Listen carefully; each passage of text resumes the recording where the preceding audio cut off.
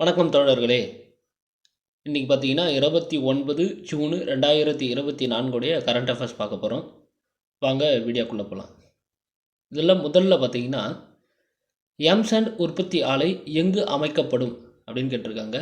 எங்கன்னு பார்த்தீங்கன்னா ஆலங்குளம். இந்த ஆலங்குளம் எங்கே இருக்குதுன்னு பார்த்தீங்கன்னா தென்காசி மாவட்டத்தில் அமைந்துள்ளது. அடுத்தது பார்த்தீங்கன்னா பள்ளி புத்தாக்க மேம்பாட்டு திட்டம்.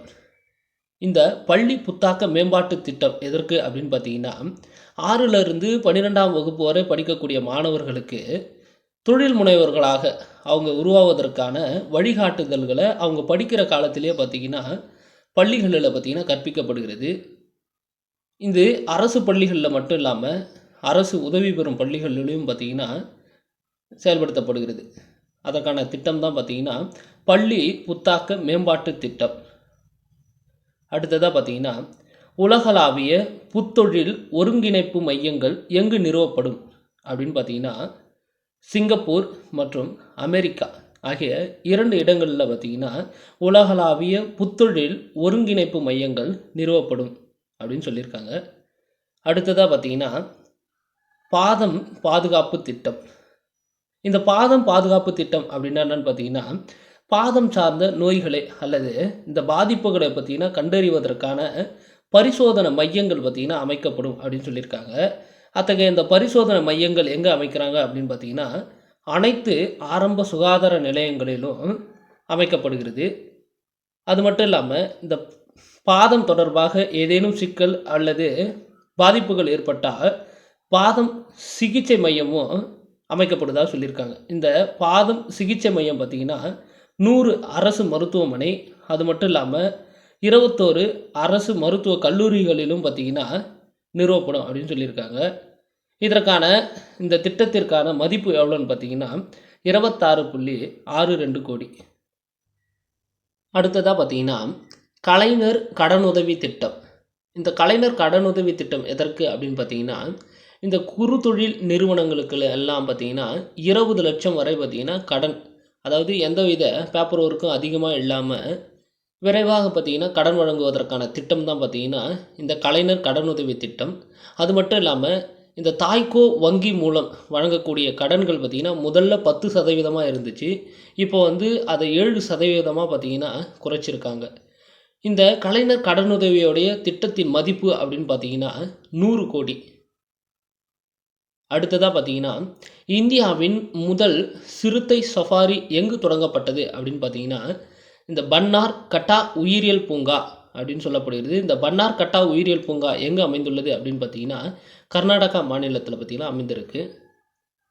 அடுத்ததாக பார்த்தீங்கன்னா கால்நடைகள் மீது கார்பன் வரி விதித்த உலகின் முதல் நாடு எதுன்னு பார்த்தீங்கன்னா டென்மார்க். அடுத்தது இந்தியாவின் புதிய வெளியுறவுத்துறை செயலாளராக நியமிக்கப்பட்டவர் யாருன்னு பார்த்தீங்கன்னா இந்த விக்ரம் மிஸ்ரி என்பவர் தான் பார்த்திங்கன்னா இந்தியாவின் புதிய வெளியுறவுத்துறை செயலாளராக நியமிக்கப்பட்டுள்ளார்.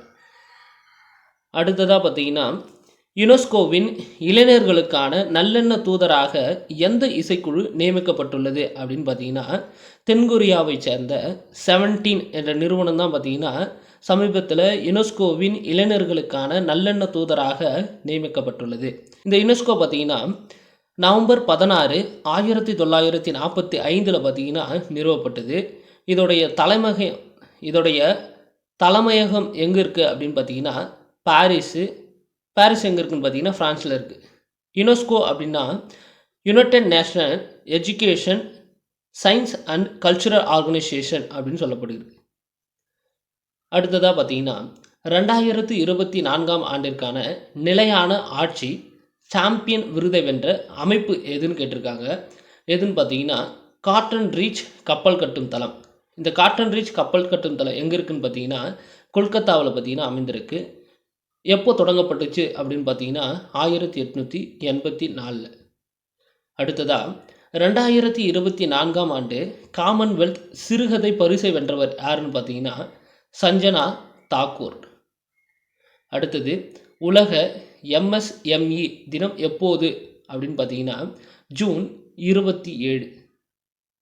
அடுத்ததாக தேசிய புள்ளியியல் தினம் எப்போ அப்படின்னு பார்த்தீங்கன்னா ஜூன் 29 பார்த்திங்கன்னா அனுசரிக்கப்படுகிறது. இது எதற்காக அனுசரிக்கப்படுகிறது அப்படின்னு பார்த்தீங்கன்னா, பிசி மொஹல் நபிஸ் அவர்களுடைய பிறந்த தினம் நினைவாக பார்த்தீங்கன்னா, தேசிய புள்ளியியல் தினம் பார்த்தீங்கன்னா அனுசரிக்கப்பட்டு வருகிறது. இந்த பிசி மொஹல் நபிஸ் என்பவர் யார் அப்படின்னு பார்த்தீங்கன்னா, இந்திய புள்ளியியலின் தந்தை அப்படின்னு அழைக்கப்படக்கூடியவர் தான் இந்த பிசி மொஹல் நபிஸு. அது மட்டும் இல்லை, இந்தியாவில் 2வது ஐந்தாண்டு திட்ட மாதிரியை வடிவமைத்தவரும் இந்த பிசி மொஹல் நபிஸ் என்பவர் தான். இந்த தேசிய புள்ளியியல் தினம் ஜூன் 29 அன்றைக்கான தீம் என்னன்னு பார்த்தீங்கன்னா, use of data for decision making அப்படின்னு சொல்லப்படுகிறது.